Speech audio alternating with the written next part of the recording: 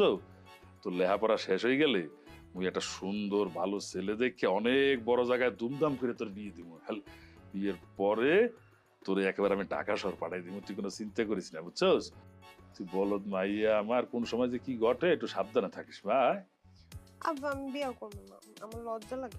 কয় কি বিয়ে বিয়ে করবো না লজ্জা লাগে? সারা জীবন কি বাপের ঘরে বই বই খাবি? আয় আপনি জেনে থাকবেন আমি এখানেই থাকবো। কয় কি মুই কি তোর শ্বশুরবাড়ি যাই থাকবো? হ্যাঁ যা কলেজে যা, খালি উল্টো উল্টো কথা।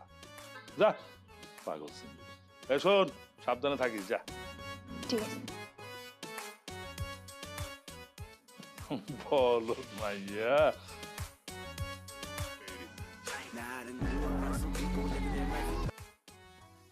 জি লিডার, জি জি লিডার, আমি তো পুরো তোমার কাজ কাম চালিয়ে যেতেছি লিডার। হ্যাঁ কোনো চিন্তা করবেন না লিডার, মানুষজন সব আমার পক্ষে আছে। এবারও আমি ইনশাল্লাহ বিপুল ভোটে পাস করবো, যদি আমি নমিনেশনটা আপনারা দেন আমার দয়া করে। হায় কি ওরে মারে গা এই রোগী তো এইটা কি রুগী নাই?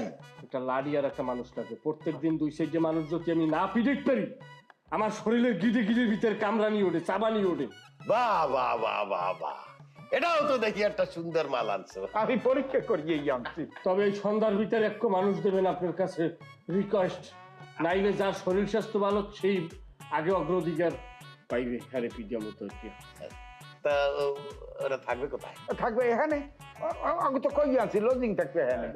দুজনে বাবা এরকম উদ্ভট মানুষজন আমাদের পাশে থাকবে?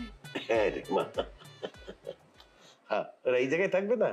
মামনি তুমি কোনো টেনশন করিও না, তোমার জন্য ভুগাল লিডারের জন্য আনছি ঠিকই, তোমারও কিন্তু কামে লাগবে। তুমি মার্কেটে যাও, যেখানে যাও, ওরা পিছনে তোমাকে সাপোর্ট দিয়ে যাইবে। এটা তোমার সেফ না? বাবা আমার এই ধরনের কোনো লোকজনের কোনো দরকার নেই, আমার ওই টাকাটা তুমি একটু পরে দিয়ে দাও। আমি লোকজন দরকার নাই মানে? লোকজন দরকার নাই মানে কি? এই কার সাথে কথা বলছো? কি চুপ করে বসে থাও, ভাড়া করিয়ে লই আইছি। চুপ, একদম চুপ। এই সে দুঃখী সহ্য আপনি সিনিয়র মানুষ, আমরা লাভ দিয়ে যাও মামনি, আমি একটু পরে তোর টাকাটা দিয়ে হইছি, পরিচয় হইছি। বসো, বেশি স্মার্ট হয়ে যাই না। যাও না, যাও, আমি আসতে আছি, তোমার টাকাটা দিয়ে দিতে আসছি।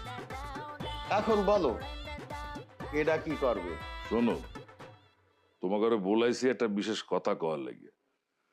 তোমরা হয়তো ভাবতে পারো যে আমি রানিং চেয়ারম্যান আছি, আজীবনই চেয়ারম্যান থাকবো, এই আসলে ঠিক না।